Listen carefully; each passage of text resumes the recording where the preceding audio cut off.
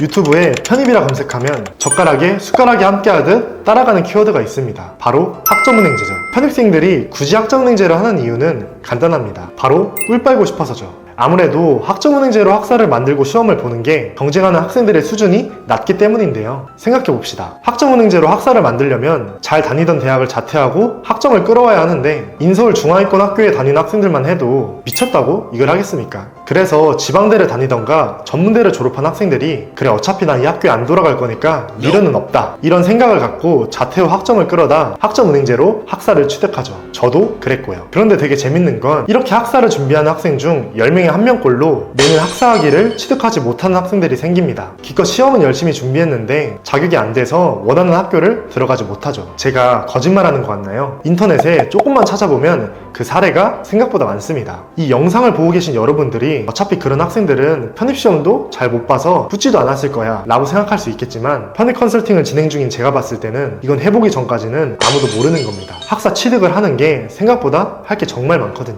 그리고 대부분 이 플래너들이 짜주는 학사 플랜이라는 게 한 번에 붙는다는 가정하에 짜여진다는 건데 자격증을 한두 번 이상 떨어진 학생들에게는 이 멘탈이 정말 남아나질 않습니다. 오늘은 이렇게 학사를 준비하다가 학사를 못 따거나 혹은 학원제를 준비하느라 편입 공부를 제대로 못한 학생들의 공통적인 3가지 특징에 대해 이야기해보려고 합니다. 학원제 생각이 조금이라도 있는 학생분들은 제 이야기를 끝까지 들어보시길 바랍니다. 저는 6개월 만에 학사를 취득했거든요. 그럼 바로 이야기해볼게요. 첫 번째로는 MBTI가 J인 학생들입니다. 이게 뭔 소린가 싶겠지만 한번 잘 들어보세요. 학사를 취득하기 위해서는 보통 온라인 강의와 그리고 자격증 그리고 독학사 등을 준비해야 합니다. 우리는 이 모든 과정 속에서 작은 시험부터 큰 시험까지 준비를 해야 되는 거죠. 온라인 강의에서 보는 중간 기말고사라던가 그리고 제출해야 되는 과제 같은 사소한 것부터 한 시험에 18에서 20학점까지 취급을 해주는 큰 규모의 자격증 시험까지 준비해야 되는 것들이 생각보다 꽤나 많습니다. 여기서 지나치게 꼼꼼하거나 계획적인 학생들은 너무나 많은 시간들을 이것들을 준비하는데 쏟게 됩니다. 온라인 강의 과제도 한 과목을 준비하는데 1시간을 넘게 보낸다거나 자격증 시험도 지나친 고득점을 목표로 공부하는데 한 달을 넘게 붙잡거나 하는 거죠. 이렇게 해서 붙으면 다행인데 학생들이 편입 공부할 양도 많다 보니 자격증을 한 번에 붙지 못한 학생들이 꽤나 많습니다. 그러면 아까 말한 이 제2의 입장에서는 꽤나 난처하죠. 나는 이 정도 투자하면은 당연히 붙을 줄 알았는데 라고 생각을 하면서 이 계획이 틀어진 것에 대해서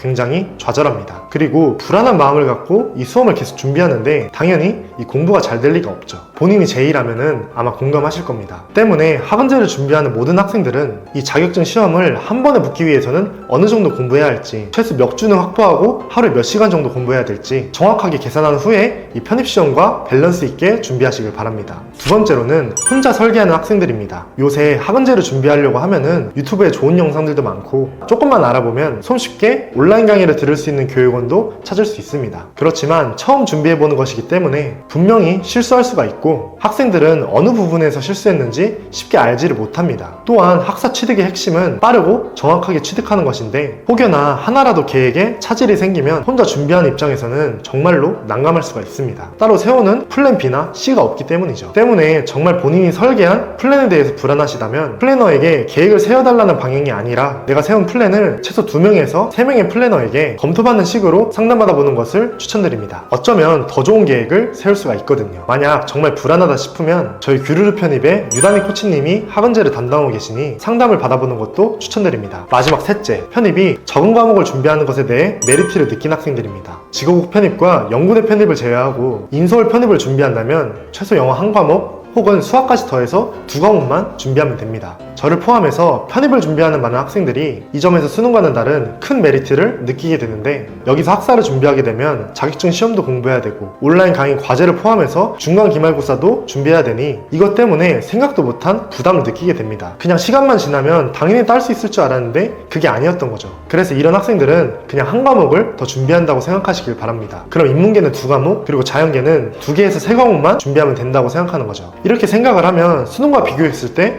그래도 큰 메리트를 느낄 수 있게 됩니다. 네, 오늘 영상 어떻게 보셨나요? 학점은행제를 했을 때 후회하는 학생들의 공통적인 특징에 대해 이야기를 해봤는데 이미 학원제를 해본 학생들은 충분히 공감했을 거라고 생각을 합니다. 지금까지 이 영상을 본 학생들이라면 분명히 학원제에 대해 관심이 있을 거라 생각합니다. 혹시나 그런 분들이 학원제 관련돼서 편하게 물어볼 곳을 찾고 있다면 저희 카카오톡 채널을 통해서 연락 주시길 바랍니다. 저희는 편입을 해봤기 때문에 단순히 학사 취득만이 아닌 편입 공부와 함께 가져갈 수 있는 학원제에 대해 알려드리도록 하겠습니다. 시청해주셔서 감사합니다. 지금까지 규ル편입의 이모티코치였습니다.